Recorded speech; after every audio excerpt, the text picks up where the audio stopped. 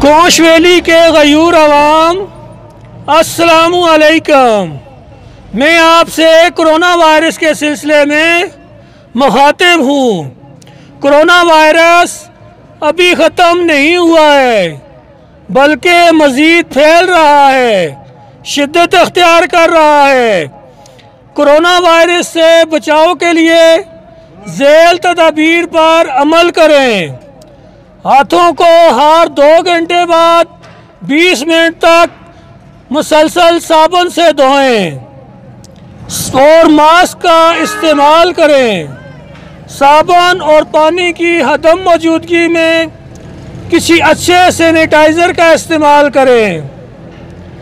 खांसी या छींक आने की सूरत में टिश्यू पेपर का इस्तेमाल करें। बग़ैर हाथ धोए आँख, कान और मुंह को छूने से गुरेज करें। मुसलसल छूने वाली अशिया मसलन हैंडल, बटन, मोबाइल फ़ोन वगैरह को एहतियात से इस्तेमाल करें। बीमार लोगों से करीबी वास्ते से गुरेज करें। बाज़ार में रश मत बनाएं। एक जगह जमघटा मत बनाओ। एक दूसरे से फासले पर जाओ। हाथ मिलाने, गले मिलने से परहेज़ करें। मास्क का इस्तेमाल करें। एक जगह जमघटा बनाने से परहेज़ करें।